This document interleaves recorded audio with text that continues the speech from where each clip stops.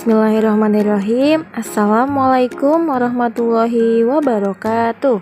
Selamat pagi solih dan solihah. Semoga semuanya masih dalam keadaan sehat walafiat dan tetap semangat mengikuti pembelajaran hari ini. Silahkan kalian siapkan buku tematik kalian, tema 5H. Simak juga videonya dengan baik.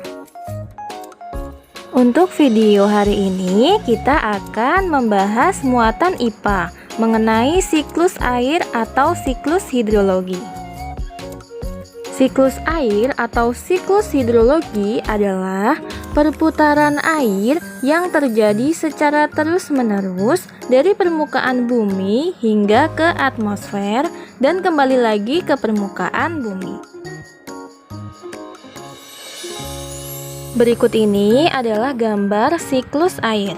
Yang pertama yaitu evaporasi. Ini air dari permukaan bumi akan mengalami penguapan oleh panas matahari dan air ini akan berubah menjadi uap air. Kemudian uap air itu akan menuju ke atmosfer. Kemudian di atmosfer akan mengalami kondensasi. Uap air tadi yang ada di atmosfer ini akan mengalami pengembunan hingga membentuk awan. Setelah itu, awan akan semakin tebal dan mengandung banyak titik-titik air dan akan mengalami hujan atau presipitasi. Air hujan tadi akan meresap ke dalam tanah dan bergerak menuju danau atau lautan. Kemudian akan kembali lagi prosesnya dari awal, sehingga siklus air ini akan terus-menerus terjadi. Dengan adanya siklus air, maka jumlah air yang ada di bumi akan selalu tetap, hanya bentuk dan tempatnya yang berubah. Selanjutnya, manfaat siklus air bagi kehidupan. Yang pertama, air hujan yang meresap ke dalam tanah akan tersimpan, sehingga memberikan cadangan air bagi makhluk hidup.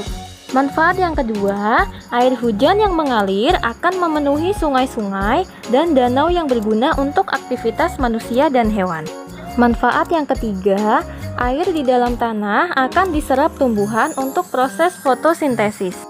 Manfaat yang keempat, untuk menjaga kelembapan, suhu, dan iklim di bumi. Sudah kita ketahui, jika jumlah air yang ada di bumi secara keseluruhan akan selalu tetap. Namun, terkadang kita mengalami beberapa fenomena seperti terbatasnya sumber air bersih.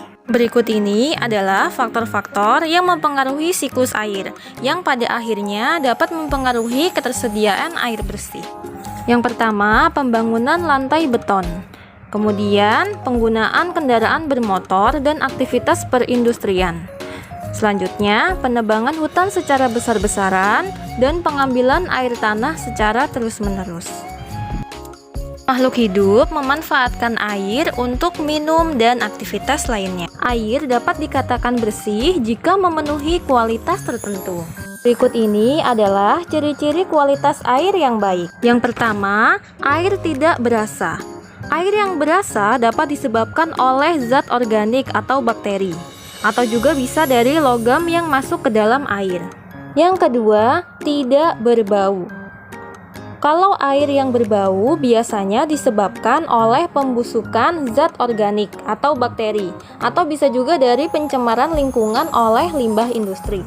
Yang ketiga, tidak keruh atau bening.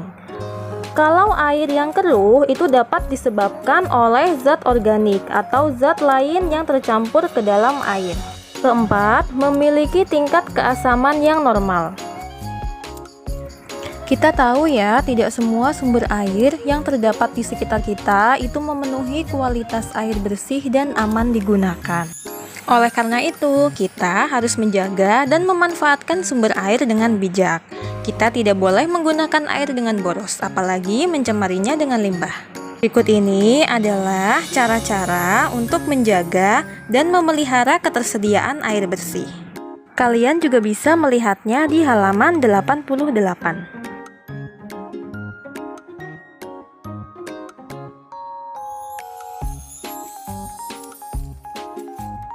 Untuk latihan soal hari ini, kalian mengerjakan soal yang ada di buku paket tematik 5H, halaman 85 nomor 3. Alhamdulillahirrabbilalamin, pembelajaran tematik muatan IPA sudah selesai. Terima kasih ya karena kalian sudah menyimaknya dengan baik. Cukup sekian dari Ibu. Wassalamualaikum warahmatullahi wabarakatuh.